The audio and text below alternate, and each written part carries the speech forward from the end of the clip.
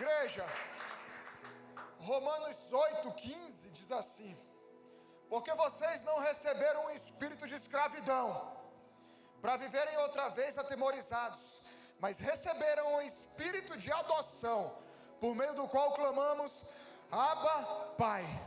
O próprio Espírito confirma ao nosso espírito que somos filhos de Deus. Se você não sabia, você tem um Pai, um Deus Todo-Poderoso que é teu Pai, e que você é um filho, e que você é uma filha amada. Amém? São várias as maneiras como Deus é chamado na Bíblia. Yahvé, Adonai, que corresponde a Senhor. Elohim, Deus, quando vai se tratar de Deus Pai, Filho e Espírito Santo. El Shaddai, Deus Todo-Poderoso. El Elyon, Deus Altíssimo. El Olam, Deus Eterno.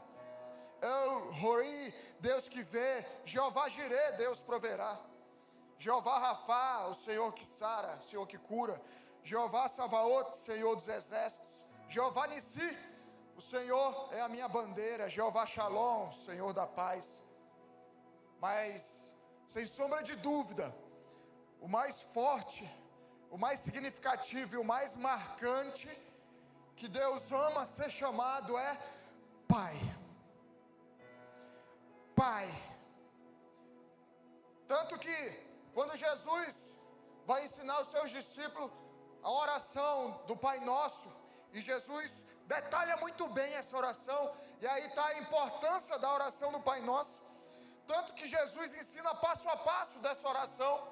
E quando Jesus vai ensinar os discípulos a oração do Pai Nosso em Mateus 6, ele começa dizendo no versículo 5, e Jesus diz: e quando orarem, não sejam como hipócritas, que gostam de orar em pé nas sinagogas e nos cantos das praças, para serem vistos pelos outros. Em verdade lhes digo que eles já receberam a sua recompensa. Mas, ao orar, entre no seu quarto, feche a porta e ore ao seu Pai, que está em secreto, e o seu Pai, que vê em secreto, lhe dará a recompensa. E orando, não use de vãs repetições como os gentios, porque eles pensam que por muito falar serão ouvidos. Não sejam, portanto, como eles, porque o Pai de vocês sabe que vocês precisam antes mesmo de vocês pedirem.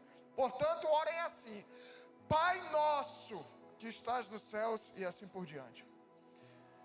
Jesus podia dizer, quando você for orar, tranca-se lá no quarto, tranca lá no teu quarto, faz cara de crente, fala assim: Deus Todo-Poderoso, Senhor Jeová, Nissi, Rafá. Ele tem muitos nomes, Senhor Rei, Ele é Deus Todo-Poderoso. Mas Jesus nos ensina que quando nós formos ter um tempo de intimidade, quando nós formos ter o nosso tempo com Deus, chame-o de Pai. Ele podia usar vários outros nomes, como eu detalhei aqui, mas Jesus fala: chame-o de Pai. Ele, Deus, Criador dos céus e da terra, é o nosso Pai. Na cruz, quando Jesus é crucificado, ali quando ele sente o peso do pecado de todo mundo sobre os seus ombros, ali quando ele está naquele sofrimento carnal realmente, carregando o peso do pecado do mundo sobre os seus ombros, e ele sente aquela sensação de abandono. Ele diz em Mateus 27:46, Senhor Deus, por que me abandonastes? Quando ele sente esse abandono, esse peso do pecado, ele fala: Senhor Deus, por que me abandonaste? E logo em seguida, quando que ele dá o último suspiro, que ele vai entregar o seu espírito ao Senhor, que ele vai falar: está consumado, que ele vai cumprir aquilo que o Pai o chamou a fazer. Ele diz: Pai, em tuas mãos entrego o meu espírito. Então, na hora de descansar, na hora de confiar, mesmo em meio a momentos difíceis, o próprio Jesus ensinou: Pai, entrego em tuas mãos o meu espírito. Amém, igreja? Deus é Pai. Deus é Pai. E aqui está algo que muita gente tem dificuldade de enxergar e de entender: Deus como Pai. E muitas vezes isso acontece porque você teve um pai, ou porque você não teve um pai. cumprir o papel de pai. Hoje em dia, a gente vive um tempo onde Satanás vem tentando, cada vez com mais força, destruir as famílias. E adivinha qual membro das famílias ele tem focado em primeiro lugar? O pai. Tentando destruir a masculinidade, tentando desconstruir a imagem do pai. Satanás tem vindo com todas as forças. E se você for fazer um trabalho com o nosso pessoal da assistência social, e for pegar pessoas, ou até com o pessoal do NV aqui, quando a gente vai conversar com alguém, aconselhar pessoas que estão com problema de drogas, problemas sexuais, problema na área que for, na grande maioria das vezes, quase que 100%, tem um problema da figura paterna, ou ausência, ou algum trauma. E o negócio é tão sério, igreja, que a igreja romana implantou no Brasil a padroeira do Brasil. E a padroeira do Brasil é uma mulher com um filho na mão sem pai. E mais que isso, padroeiro é um termo masculino. Padroeiro vem do latim patronus, que é protetor, que é defensor. Então quando se coloca um padroeiro, diz que é o protetor, o defensor daquela nação. Mas é um termo masculino, que vem que é patronus, que vem de pater, que é pai. Olha a que nível chegam para desconstruir a imagem do pai, para destruir a imagem do pai. E destruindo a imagem do pai, destrói a imagem de Deus. Eu, na minha adolescência, tive um relacionamento com muitos altos e baixos com meu pai. Meu pai é um militar aposentado e trabalhava muito, além de ser um cara muito rígido, e por outro lado eu ser um cara muito vagabundo. Eu não conhecia Jesus naquele tempo. Então o nosso relacionamento sempre foi um relacionamento bem complicado, de altos e baixos. E óbvio, muito por culpa minha mesmo, mas também por outro lado, por ausência, por trabalhar tanto, por ter tantas obrigações. E aí quem acabava tomando a frente de fazer tudo com a gente, de levar para a escola, de fazer isso, aquilo, educação, era minha mãe. Meu pai só cobrava na hora do boletim. E aí cumpria com o papel de meter o chinelo na gente. Então sempre foi muito ausente por conta do trabalho. E isso gerou algo em mim revoltante, que eu só fui perceber depois. E muitas vezes ele tentava compensar com presentes. Normalmente pais ausentes tentam compensar dessa maneira. Atenção, pais. E isso sempre atrapalhou a minha maneira de enxergar o próprio Deus. Como eu falei, nesse tempo eu não era crente, não era cristão, não conhecia Jesus.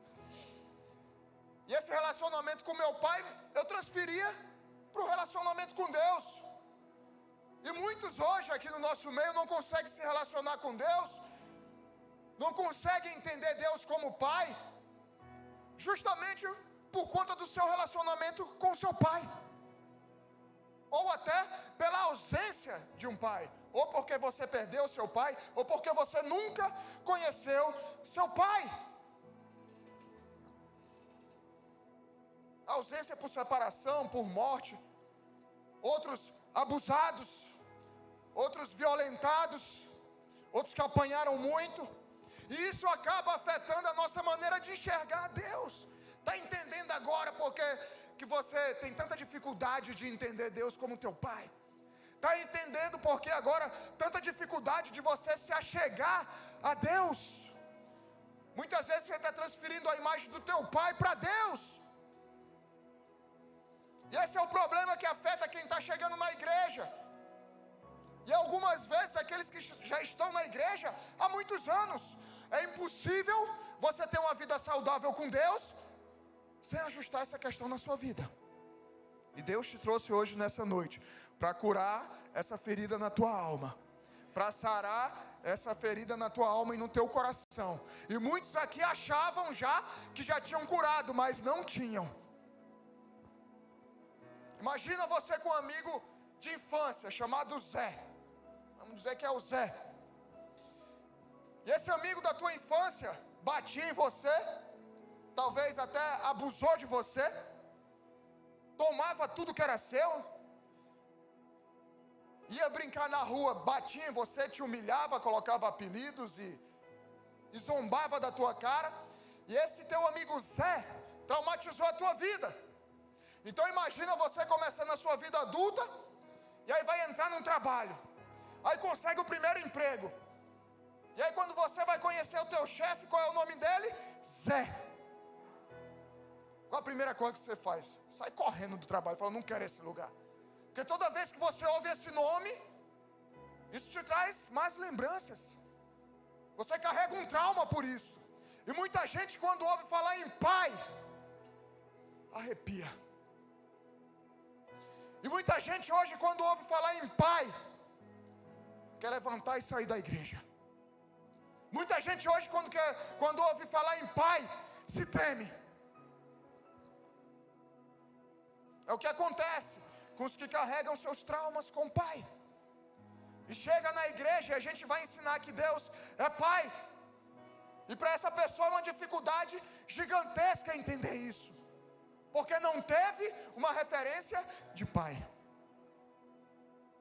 Você vai carregar, como eu falei, a imagem de pai que te ensinaram e que você teve como exemplo, e vai transferir para Deus. Aí acha que Deus é aquele cara autoritário, aquele cara grosso, aquele cara que se você errar, ele vai te dispensar, vai te bater, vai te colocar de castigo, vai te humilhar. Aí você acha que Deus é aquele que está lá do alto, Deus Todo-Poderoso, esperando você só dar um vacilo, para poder descer a mão na tua cara. Esse não é o pai. Esse não é um pai. Eu já falei para vocês aqui outras vezes. E pais, atentem a seu relacionamento com seus filhos. Porque muitas vezes a gente acha que é frescura, a gente acha que é uma besteira. Eu carreguei um trauma do meu pai até eu me converter, Jesus me curou. Mas por volta de 7, 8 anos, eu não me lembro. Eu já falei aqui para vocês outras vezes, eu jogando futebol, Marco, meu irmão que é do meio do futebol. E aí, meu pai nunca ia, como eu falei, porque ele era sempre ocupado e minha mãe é que ia em todos os jogos. E eu brincando, cara, 7, 8 anos, jogando no time lá, cara, começando. E aí eu perdi um pênalti. Cara, meu pai só foi essa vez me ver. Esse cara me xingou, ele me esculhambou. Eu tinha 7, 8 anos, uma criança, estava brincando, hein? E nunca mais ele foi me ver jogar.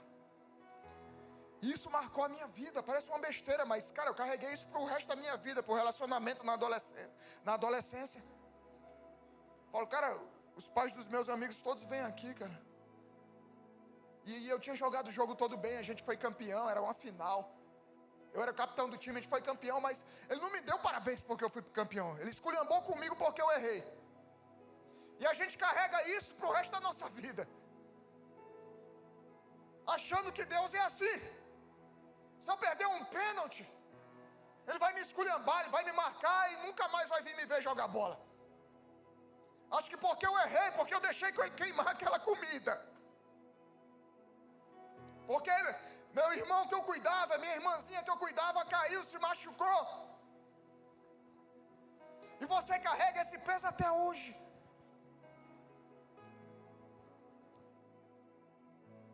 O pai não é assim. O pai não é assim. Talvez você ache que Deus não vê teu sofrimento, não acredita em você, como teu pai fazia. Quando você dizia que estava com medo, quando dizia que estava alguém mexendo com você, alguém abusando de você, que você talvez nem soubesse que aquilo era abuso, alguém mexendo na sua intimidade, você nem sabia que era aquilo. Mas teu pai não acreditava em você. Falava, não, seu primo, seu tio, seu avô, deixa de ser mentirosa, deixa de ser mentiroso. Aí hoje você não acredita que pode buscar a Deus, que pode orar e que Ele vai te ajudar, que Ele vai te responder, porque teu pai não acreditava em você. E aí você acha que Deus também não vai acreditar em você. que vai culpar sempre você de todos os erros, que vai jogar todo o peso da responsabilidade sobre as suas costas, como seu pai fazia, que não vai acreditar na oração que você está fazendo a ele, e vai culpar você por tudo que você está vivendo. Esse não é o pai. Ou talvez você teve um pai que foi embora. Antigamente a gente falava que saiu para comprar um cigarro e não voltou. Deixou você, sua mãe, seus irmãos, e nunca mais voltou. Talvez nunca mais tenha dado suporte, nunca mais tenha dado atenção. A pastora passou por isso. 10 anos sem ver seu pai. Os pais dela não eram casados, e ele morava em outra cidade, ficou décadas sem ver.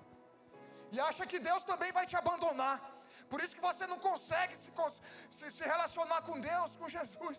Por isso que você chega na casa do pai, quando começa a ouvir falar que Deus é pai, fala, não, mas ele vai me abandonar quando eu mais precisar. Eu não quero ouvir falar disso.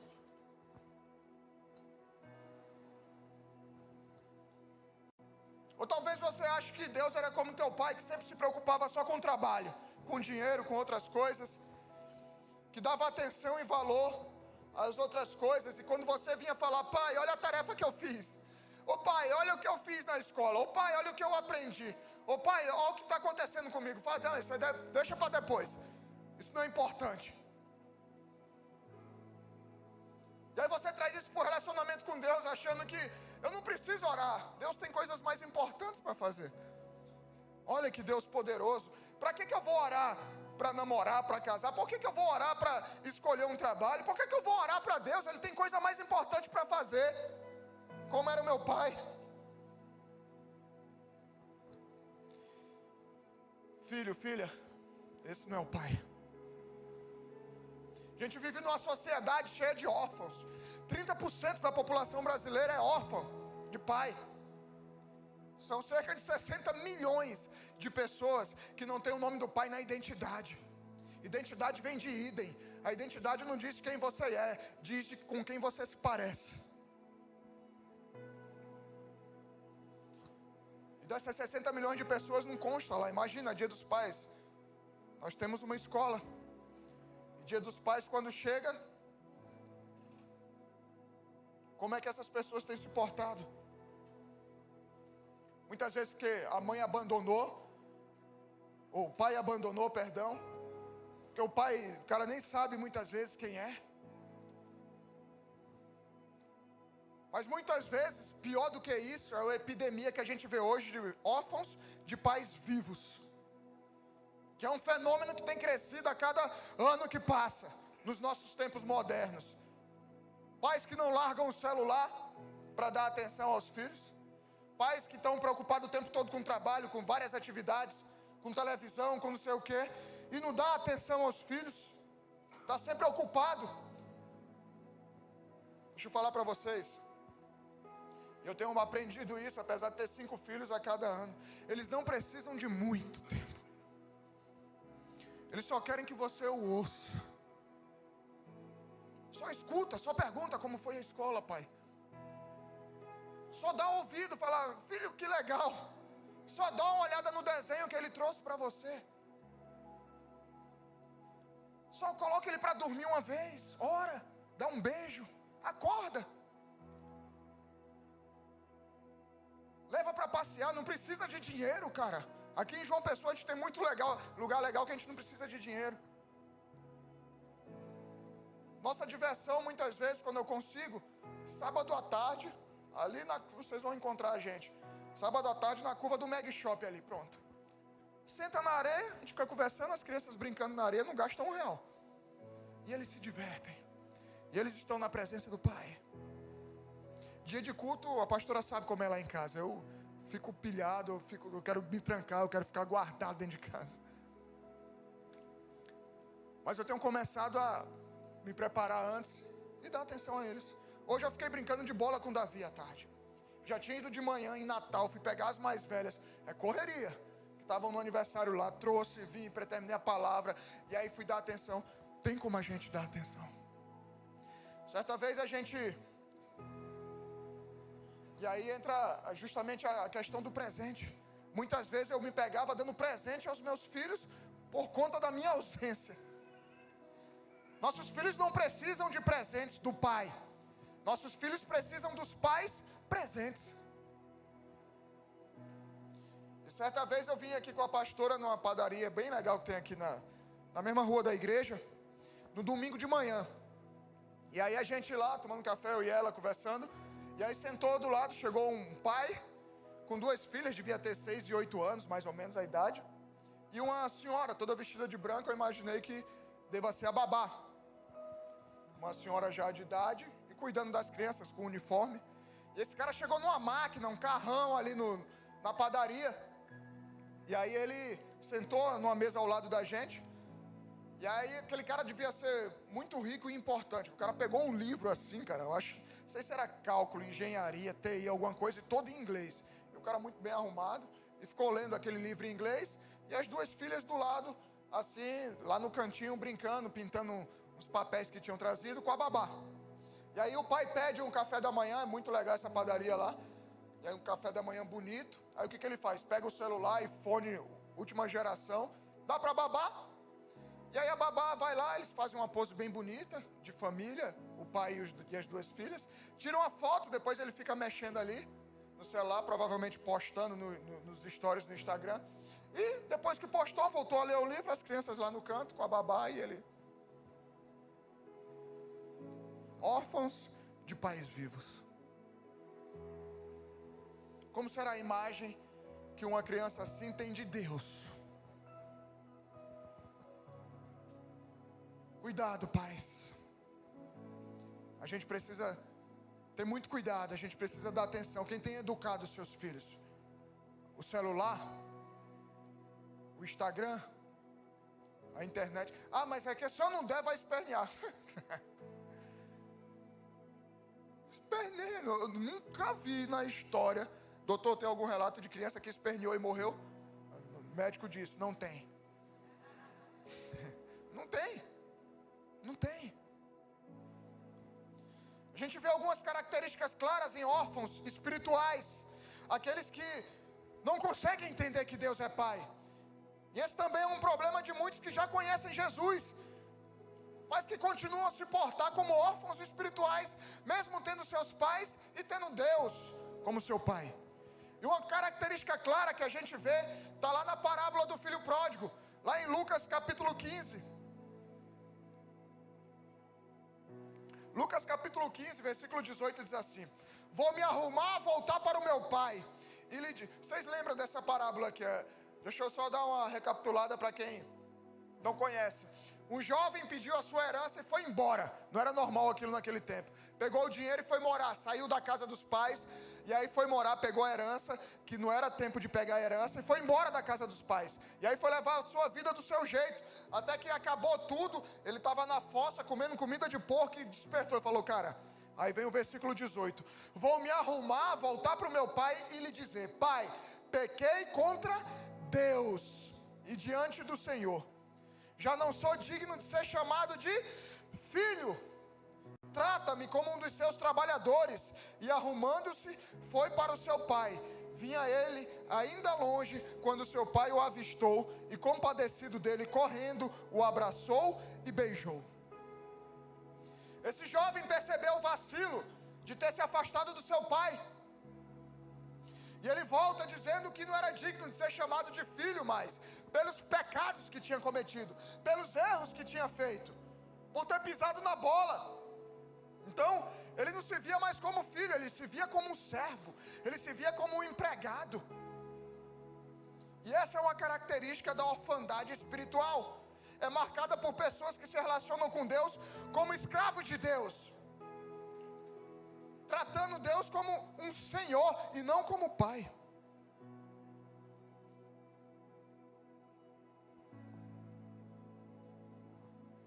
É uma pessoa que se vê como servo de Deus, não como filho. O órfão, o servo, quer trabalhar para Deus. o filho trabalha com Deus. Mas independente do erro, do tamanho do erro do filho, o pai já estava esperando ele de volta. E ele, o pai, é quem corre em direção ao filho. O filho se arrependeu.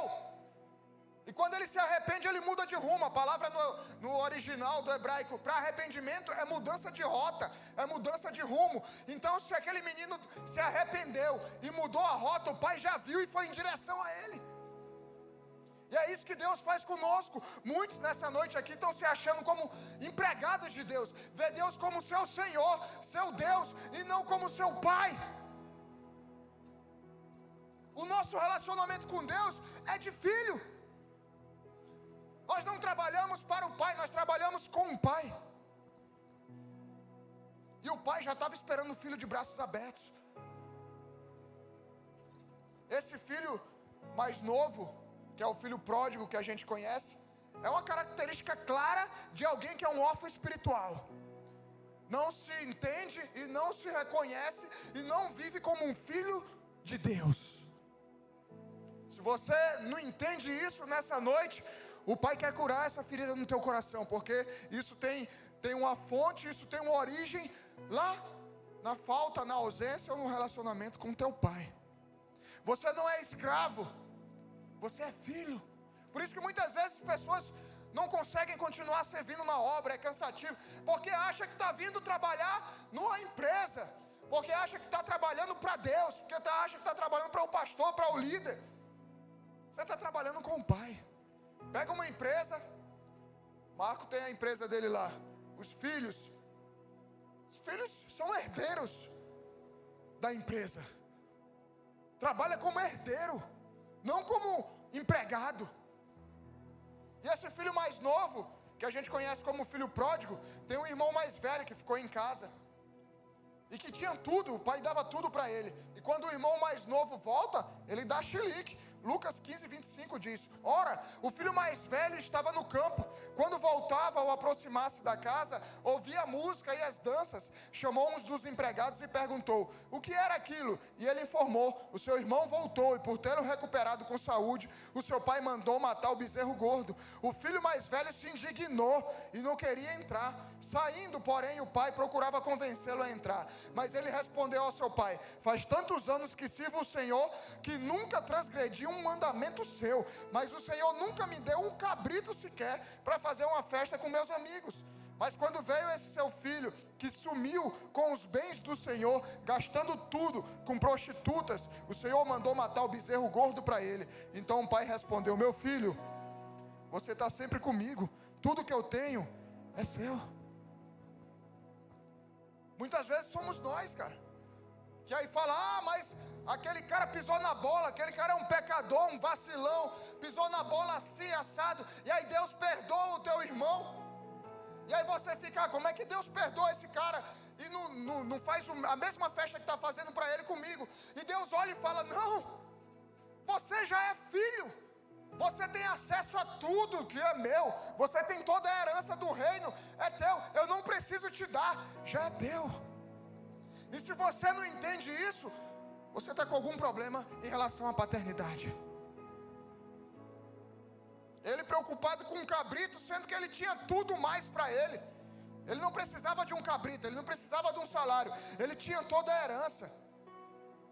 Esse rapaz estava vivendo como um órfão, tendo um pai à disposição, com toda a herança à disposição dele. É igual pessoas que não entendem o princípio dos dízimos e das ofertas. Caramba, eu tenho que devolver 10%, dar a Deus 10%, o que Ele tem me dado. Você tem acesso a tudo. Eu tenho que dar 10, 5, 8%. Você faz o que você quiser. Você é filho, você tem a herança a tudo. Por que você fica agindo dessa maneira? Romanos 8,17 diz: e somos filhos, somos também herdeiros, herdeiros de Deus, co-herdeiros com Cristo. Você é um filho que trabalha com o pai, não um escravo, não um servo de um patrão. E aí perceba que as pessoas que são órfãs andam meio que sem rumo. O órfão não tem um destino. O órfão espiritual pula de emprego em emprego, relacionamento em relacionamento. E por quê? Porque a figura paterna é aquele que aponta para o destino. A figura paterna é aquela que orienta. E quando não se tem essa figura paterna para orientar, para a pessoa ficar perdida. E às vezes você tem até o seu pai, mas não considera Deus como teu pai e fica perdido na vida. Aí é relacionamento em relacionamento, emprego em emprego, igreja em igreja. Uma hora quer ser médico, outra hora quer ser corredor de kart. Nada a ver. São pessoas muitas vezes que têm dificuldade em saber até quem são.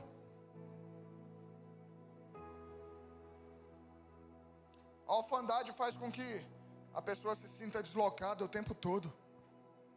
Esse é um espírito maligno da orfandade, te fazendo achar que você é carente o tempo todo, que você precisa de atenção, que nunca se encaixa na igreja com nenhuma turma, vive mudando de igreja, sempre se sente sozinha, sempre se sente abandonado. É como muitas vezes o pai te abandonou, você acha que a família é isso, uma bagunça, porque você teve uma experiência ruim com o pai. E aí fica sem rumo, sem referência. Na igreja, quando a gente fala sobre família, acha que isso é conversa, isso é balela, isso não existe. Essa falta de segurança é a falta do pai. Que a figura paterna, a figura do homem, é o que passa a segurança, é o que provê, é o que dá o destino, é o que aponta a direção. Pai é o que protege. Mas por conta dos teus traumas, você está sem rumo. Você tem dificuldade em fazer as escolhas. A orfandade espiritual faz você pensar todo o tempo que as pessoas não estão te dando atenção. Ou que está todo mundo olhando para você, te julgando. E aí você precisa de afirmação, precisa de um elogio. Posta foto o tempo todo e toda vez que posta foto fica olhando. Quantos vão curtir? Quantos vão comentar? Nunca consegue terminar o que começa. Carentes por falta de um pai. E aí começa a procurar um relacionamento para preencher isso. Aí se relaciona com um, se relaciona com outro. E aí pula, e aqui não. Porque sempre vai chegar o momento que a referência paterna vai vir na mente novamente, no coração. Se envolve com diversas pessoas e nunca dá certo. Os relacionamentos sempre são problemáticos. Porque você está buscando algo nos relacionamentos que só o pai pode te dar. E muitos dos órfãos espirituais querem controlar tudo. Querem controlar a vida do outro, querem controlar a sua própria vida para que tudo dê certo. Se vai acontecer, se tornam pessoas ansiosas, com medo, depressivas. Porque não sabe que Deus é Pai. Filipenses 4:6 diz: não fiquem preocupados com coisa alguma, mas em tudo sejam conhecidos diante de Deus o pedido de vocês, pela oração, pela súplica, com ação de graças. E a paz de Deus, que excede todo entendimento humano, guardará o teu coração e a mente de vocês em Cristo. O Criador de todas as coisas é o nosso Pai. Por que você está preocupado? O Pai é o provedor.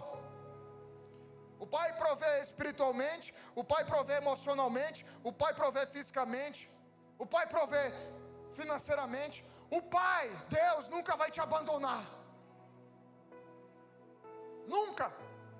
Não se preocupe com o dia de amanhã.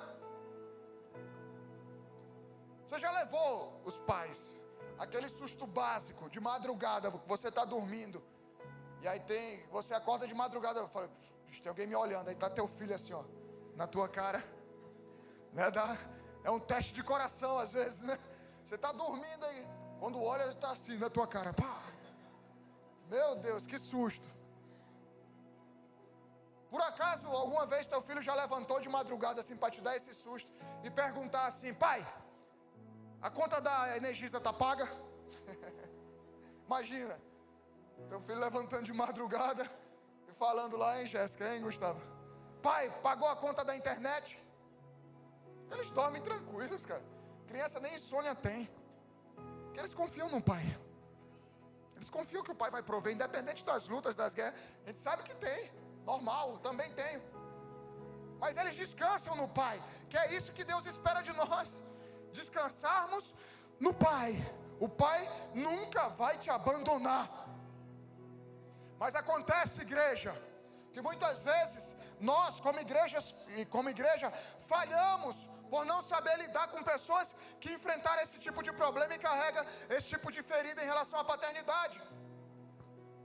São pessoas como alguns bichinhos que estão feridos, que a gente vai colocar a mão e ele já se encolhe e sai, e você não entende porque esse bichinho ali não deixa você tocar na mão nele. É porque as outras mãos anteriores que tocaram nele, violentaram ele, bateram nele, machucaram ele.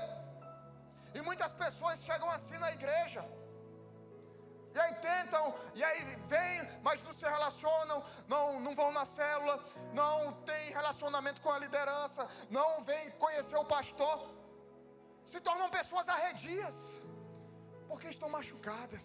E muitas vezes a gente não sabe como cuidar dessas pessoas, e aí a igreja acha que essa pessoa é infiltrada, essa pessoa é uma pessoa antissocial, pessoa grossa, orgulhosa, vem aqui, não dá nem boa noite, entra, sai do culto e vai embora. Você não sabe o que essa pessoa passou. Você não sabe a história que tem por trás da aparência. Mas entenda, você que vive isso, tudo que eu quero te mostrar e te provar nessa noite, que Deus é Pai, que nessa noite Ele vai curar essa ferida no teu coração, esse trauma nas tuas emoções. João 3,16 diz: porque Deus amou o mundo de tal maneira que deu seu Filho unigênito, para que todo aquele que nele crê não pereça, mas tenha a vida eterna. Fala aqui em João de Deus tem um único Filho. Quando o homem peca lá, a gente se afasta de Deus. Quando Adão e Eva pecam lá no paraíso, a gente se afasta de Deus, o homem se afasta de Deus, e Deus tem que enviar o seu único Filho para nos reconectar com o Pai. Mas quando vem Jesus e nos reconecta ao Senhor, nós passamos a ser filhos também. Romanos 8,14, mais uma vez: pois todos os que são guiados pelo Espírito de Deus são filhos de Deus. Porque vocês não receberam o espírito de escravidão para viverem outra vez atemorizados, mas receberam o espírito de adoção, por meio do qual clamamos: Abba, Pai. O próprio Espírito confirma ao nosso espírito que somos filhos de Deus. E se somos filhos, somos também herdeiros de Deus, co-herdeiros com Cristo. Amém? Abba, no hebraico, é um termo carinhoso para pai, papaizinho. Se trouxer para a tradução da Bíblia para o Nordeste, é painho. É um termo carinhoso. E ele diz que agora também nós somos filhos, co-herdeiros com Cristo. Que ele só tinha um filho e agora tem todos nós. E a preocupação de Jesus sempre foi que entendêssemos que temos um Pai, que nós não somos órfãos e que nunca Ele nos abandonaria. João 14,15 diz assim: se vocês me amam, guardarão os meus mandamentos, e eu pedirei ao Pai, e Ele lhes dará um outro Consolador, a fim de que esteja com vocês para sempre. É o Espírito da verdade, que o mundo não pode receber, porque não o vê, nem o conhece. Vocês o conhecem, porque Ele habita com vocês e estará com vocês. Não deixarei que fiquem órfãos, voltarei para junto de vocês. O tempo todo o Pai está preocupado. Era Jesus. E aí Jesus subiu, está aos céus, está voltando já já. E Ele fala: eu vou deixar o Espírito, eu vou deixar o Consolador, o Espírito Santo, para que vocês não se sintam órfãos. Sinta agora aí no teu coração o toque do Espírito Santo, do Pai tocando em você, do Consolador, curando, sarando as feridas. Teu pai muitas vezes fez aquilo, mas ele nem conhecia Deus. Ele não tinha uma referência para poder mostrar. Quantos problemas com paternidade, com a figura masculina, e isso atrapalhando o encontro com Deus. Mas eu vou falar para vocês, igreja, só há uma maneira de resolver isso. Só há uma maneira de resolver isso.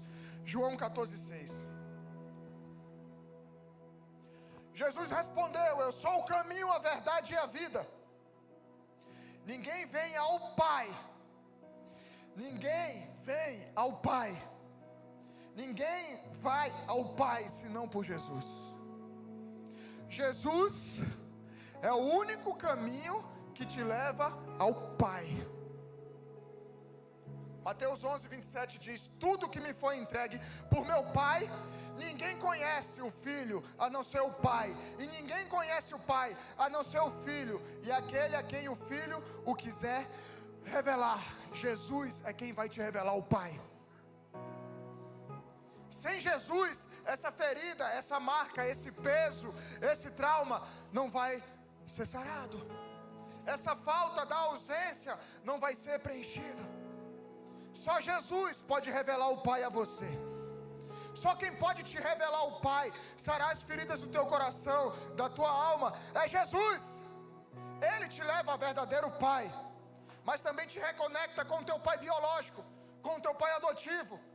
Só Ele é capaz de restaurar essa relação. Eu só consegui voltar, ter uma relação normal com meu pai quando eu me converti, quando eu conheci Jesus, quando Ele me revelou quem verdadeiramente é o Pai. E um dia eu cheguei em casa, como um culto como esse, falando de paternidade, assim que eu me converto. E eu fui para casa e cheguei na casa do meu pai e falei: pai, me perdoa. E comecei a falar um bocado de... Ele não entendeu nada, eu falei: só me perdoa. E até hoje ele não entregou sua vida a Jesus, mas todos os dias eu oro por ele. De vez em quando ele ainda me dá uma patada, faz umas coisas que é para dar uma cutucada. Sabe o que eu faço? Eu dou um beijo nele. Eu abraço meu pai, porque eu conheci o Pai verdadeiro. E ele age assim, meu pai, cara, porque ele não conhece Jesus. Se dói em mim, pô. Mas o que o Senhor nos ensina a fazer é amar. É amar. 1 João 3,1 diz: vejam o grande amor o Pai nos tem concedido, a ponto de sermos chamados filhos de Deus. E de fato somos filhos de Deus. Por essa razão o mundo não nos conhece, porque não os conheceu. É um amor inexplicável. O mundo diz: cara, bate de frente com teu pai, larga teu pai, aquele vagabundo, ele te humilhou, ele te abusou. E Deus fala: perdoa teu pai. Perdoa teu pai. Deixa eu curar a ferida do teu coração. Nessa noite, você precisa resolver essa questão mal resolvida da paternidade na sua vida. Como eu falei, eu fiz isso e mudou a minha história. Dá um nó na cabeça do meu pai quando ele vem com armas e eu vou com um beijo e amor e oração diariamente. Eu fiz a minha parte, porque sou eu quem conheço Jesus. Você não pode esperar da outra parte que não conhece a Jesus, ou talvez conhece, mas não está vivendo o que devia estar vivendo. E você precisa fazer a sua parte, porque é você quem está aqui nessa noite e está acompanhando a gente pelo YouTube. Vá e dê um beijo no seu pai nessa noite. Vai dar um abraço no seu pai nessa noite, se você puder. Vai, mande uma mensagem nessa noite para o seu pai, se você puder. Diz que perdoa. Pede perdão você também. Feche essas brechas na sua vida. Se Deus já recolheu teu pai e você não se ajustou, ora, liberando perdão. Essa é uma noite que o Senhor está curando as feridas do teu coração. Ele está te trazendo a nova imagem do que é a paternidade. Ele é pai. Ele é pai. Feche os teus